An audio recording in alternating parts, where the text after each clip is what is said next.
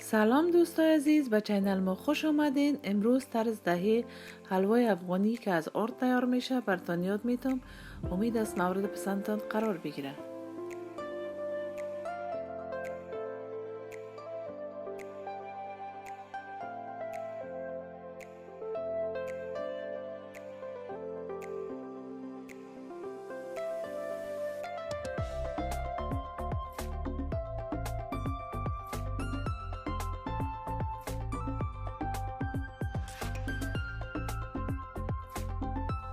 مواد لازم: یک پیاله ارد، یک پیاله روغن، یک پیاله بوره، یک پیاله آب و هیل یک قاشق.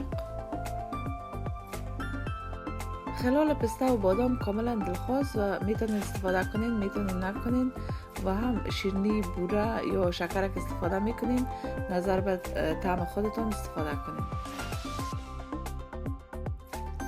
معمولا در حلوا مقدار روغن، بوره، آب و ارد به اندازه مساویانه علاوه میشه و شما میتونید مقدار روغن کمتر هم علاوه کنید.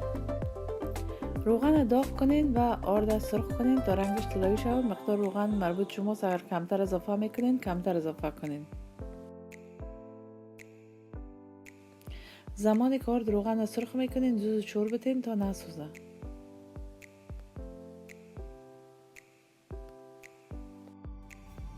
در یک ظرف جداگانه بوره و آب علاوه کرده و برای 4 الی 5 دقیقه جوش بدین تا بوره آب شود.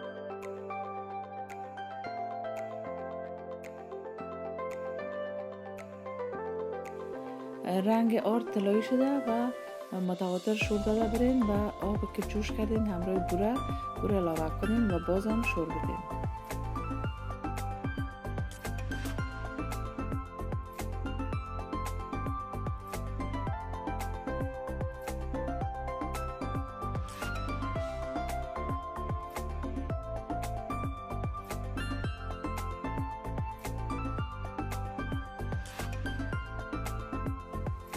میده را علاوه کنین و متواتر شور داده برین و زمانی که حلوا از کناره های ظرف خود جدا میکنه حلوا پخته شده و آماده شده و برای 5 الی 10 دقیقه به دم بگذارین.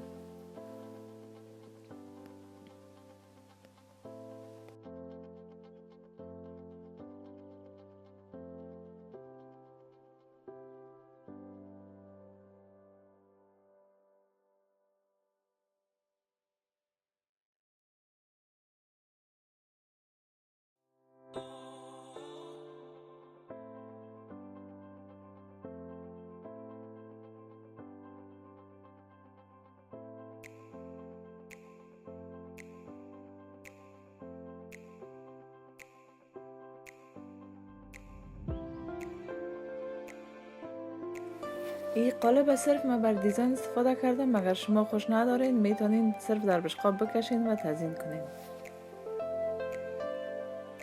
خلال بادام پسته را زمانی که دم میتین و یا بعد از اینکه از قالب کشیدین علاوه کنین. هر زمانی که میخواین بر شما مناسب است همون زمان علاوه کنین و یا اگر خوش ندارین هیچ خلال بادام پسته علاوه نکنین.